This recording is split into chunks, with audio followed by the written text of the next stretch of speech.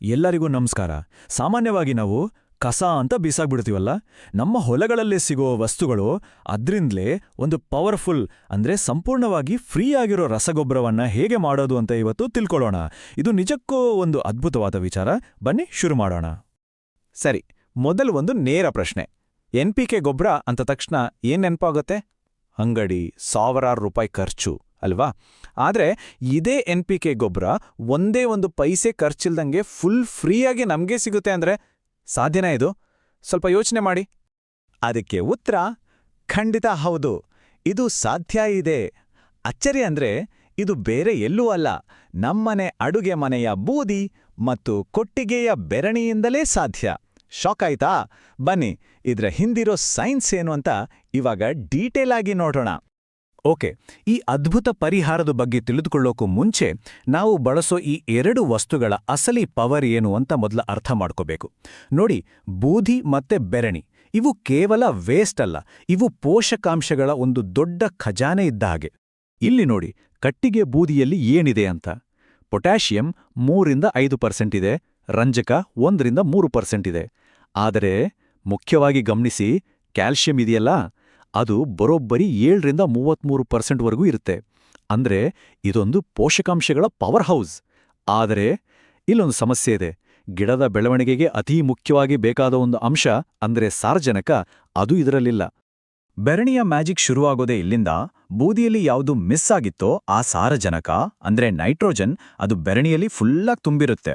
So ಬೂದಿ calcium ಮತ್ತೆ ಪೊಟ್ಯಾಷಿಯಂನ ರಾಜ ಆದ್ರೆ ಬೆರಣಿ ನೈಟ್ರೋಜನ್ನ ಮೇನ್ ಸಪ್ಲೈಯರ್ ಇದ್ದಾಗೆ. ಇವೆರಡೂ ಸೇರಿದಾಗ ಏನಾಗುತ್ತೆ, ಅಂಗಡಿಯಲ್ಲಿ ಸಿಗೋ ದುಬಾರಿ ಗೊಬ್ಬರಕ್ಕಿಂತಾನೂ ಪವರ್ಫುಲ್ ಆಗಿರೋ ಕಂಪ್ಲೀಟ್ NPK ಮಿಕ್ಸ್ ನಮ್ಮ ಕೈಯಲ್ಲಿ ರೆಡಿಯಾಗಿರುತ್ತೆ. ಹಾಗಾದ್ರೆ ಈ ದ್ರವರೂಪದ ಬಂಗಾರ ಅಂತಾರಲ್ಲ, ಅದನ್ ಮಾಡೋದು ಹೇಗೆ? ಏನೂ ಕಷ್ಟ ಇಲ್ಲ, ತುಂಬಾ ಸಿಂಪಲ್. ಬನ್ನಿ ಸ್ಟೆಪ್ ಬೈ ಸ್ಟೆಪ್ ಹೇಗ್ ಮಾಡೋದು ಅಂತ ನೋಡೋಣ. ಸರಿ, 1 ಎಕರೆ ಜಮೀನಿಗೆ ಲೆಕ್ಕ ಇದು. ಒಂದು 200 ಲೀಟರ್ ಟ್ಯಾಂಕ್ ತಗೋಬೇಕು. ಅದಕ್ಕೆ ಮೊದಲು 20 kg ಹಳೆ ಬೆರಣಿ ಹಾಕಿ, ಆಮೇಲೆ 20 kg ಕಟ್ಟಿಗೆ ಬೂದಿ ಸೇರಿಸಿ. ಇಲ್ಲಿ ಒಂದು ಮುಖ್ಯವಾದ ಟಿಪ್, ಮೊದಲು ಇವೆರಡನ್ನೂ ಹಾಕಿ ಆಮೇಲೆ ನೀರು ಹಾಕಬೇಕು. ಆಗ ಬೂದಿ ನೀಟಾಗಿ ಕೆಳಗೆ ಕೂರುತ್ತೆ.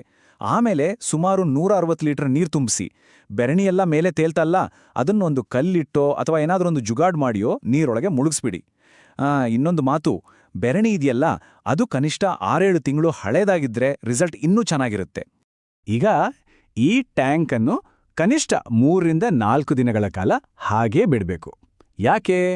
ಯಾಕೆಂದ್ರೆ ಈ ಟೈಮ್ನಲ್ಲೇ ಬೂದಿ ಮತ್ತೆ ಬೆರಣಿಯಲ್ಲಿರೋ ಎಲ್ಲಾ ಪೋಷಕಾಂಶಗಳು ನಿಧಾನವಾಗಿ ನೀರಲ್ಲಿ ಕರಗಿ ಒಂದು ತುಂಬಾನೇ ಶಕ್ತಿಶಾಲಿಯಾದ ದ್ರಾವಣ ರೆಡಿಯಾಗುತ್ತೆ. ಆದ್ರೆ ಈ ಸಾವಯವ ಮಿಶ್ರಣದ ಕೆಲಸ ಕೇವಲ NPK ಕೊಡೋದು ಮಾತ್ರ ಅಲ್ಲ, ಅದರ ಲಾಭಗಳು ಅದಕ್ಕಿಂತಾನೂ ಜಾಸ್ತಿ ಇದೆ. ಆ ಹೆಚ್ಚುವರಿ ಪ್ರಯೋಜನಗಳು ಏನು ಅಂತ ಈಗ ಒಂದೊಂದಾಗಿ ನೋಡೋಣ.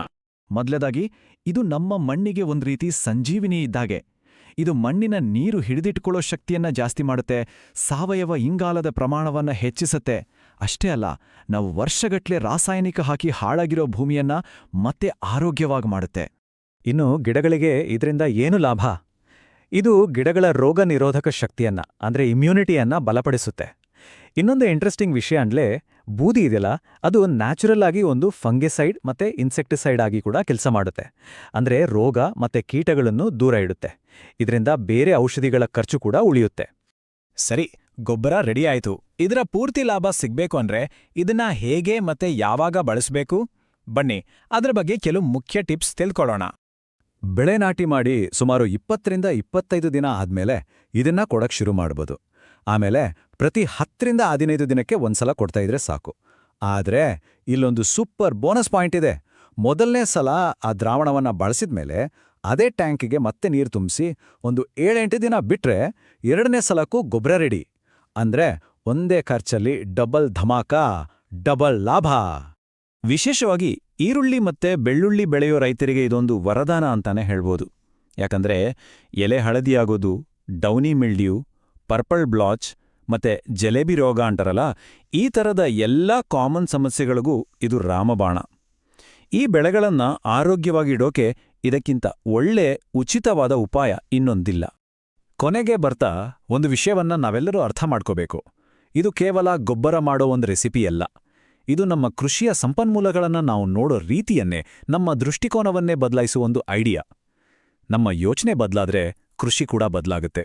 ಈ ಇಡೀ ವಿಷಯದ ಸಾರಾಂಶ ಒಂದೇ ಒಂದು ಮಾತಲ್ಲಿದೆ: ಬೂದಿಯನ್ನ ಎಂದಿಗೂ ಧೂಳೆಂದು ಭಾವಿಸ್ಬೇಡಿ ಅಂತ. ಕೇಳೋಕ್ ಸಿಂಪಲ್ ಆಗಿದ್ರೂ ಇದರ ಅರ್ಥ ಬಹಳ ದೊಡ್ಡದು. ಬೇರೆಯವರು ಕಸ, ತ್ಯಾಜ್ಯ ಅಂತ ಏನ್ ಬಿಸಾಕ್ತಾರೋ ಅದರಲ್ಲಿ ಒಂದು ನಿಧಿಯನ್ನ, ಒಂದು ಸಂಪತ್ತನ್ನ ನೋಡೋದನ್ನ ನಾವು ಕಲಿಬೇಕು. ಹಾಗಾದ್ರೆ ಮುಗಿಸೋಕ್ಕೂ ಮುಂಚೆ ಒಂದು ಪ್ರಶ್ನೆ.